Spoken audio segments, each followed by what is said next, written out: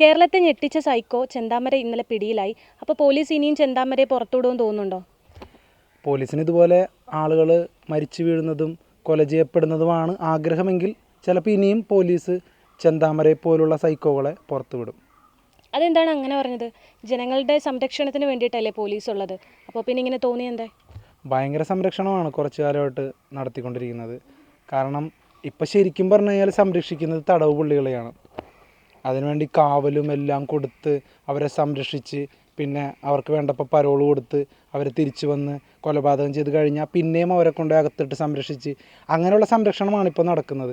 ഇന്നലെ തന്നെ ചെന്താമരയാൽ കൊല്ലപ്പെട്ട അവരുടെ ആ വീട്ടിലുള്ള ആ മകളുടെ ദുഃഖം നമ്മൾ കണ്ടതാണ്.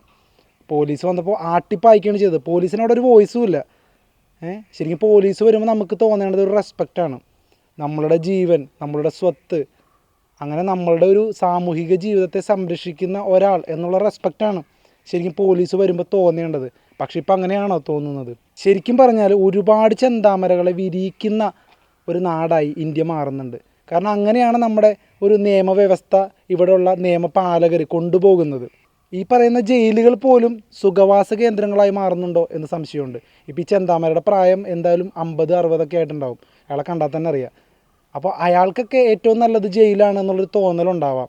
അതുകൊണ്ടാണ് വീണ്ടും വീണ്ടും ക്രൈം ചെയ്ത് അയാൾ കുറച്ച് കാലാവധിയും കൂടി കൂട്ടി ശിക്ഷിക്കപ്പെടുന്ന തരത്തിൽ അയാൾ ഓരോന്ന് ചെയ്ത് കൂട്ടുന്നതെന്ന് തോന്നുന്നുണ്ട്. അതെന്താണ് അങ്ങനെ പറയാൻ കാരണം? കാരണം ഇന്ത്യയിലെ സിസ്റ്റം അങ്ങനെയാണല്ലോ.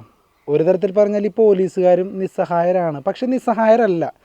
കാരണം അവർക്കും ഒരുപാട് കാര്യങ്ങൾ ഈ സിസ്റ്റത്തിൽ നിന്നുകൊണ്ട് തന്നെ ചെയ്യാൻ സാധിക്കും. കാരണം ചെന്താമരയെ പോലുള്ള ഒരു ക്രിമിനൽ പറയുന്നത് വിശ്വസിക്കേണ്ട ആവശ്യമില്ല. ചെന്താമരയ്ക്ക് പുറത്തോട്ട് പോകണം, അല്ലെങ്കിൽ പരോൾ വേണം, ഇങ്ങനെയുള്ള കാര്യങ്ങളൊക്കെ പറയുമ്പോൾ ഒരുപാടൊന്ന് ആലോചിക്കണം പോലീസ്.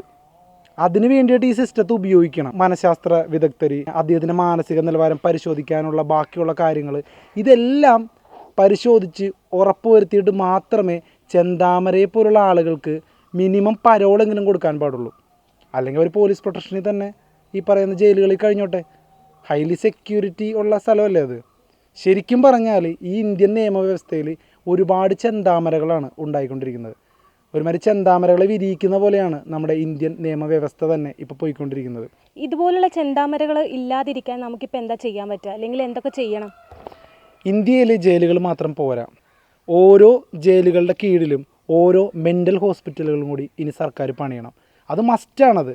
കാരണം ഇവരുടെയൊക്കെ മാനസിക നിലവാരത്തിൻ്റെ തകർച്ചയിലാണ് അവരിങ്ങനെയൊക്കെ ചെയ്തു കൂട്ടുന്നത്. അതുകൊണ്ട് ജയിലുകൾ മാത്രം പോരാ. അല്ലെങ്കിൽ ഏതെങ്കിലും ഒരു സൈക്കോളജിസ്റ്റോ ഒരു സൈക്കാട്രിസ്റ്റോ വന്ന് കൗൺസിലിംഗ് നടത്തിയാലും പോരാ.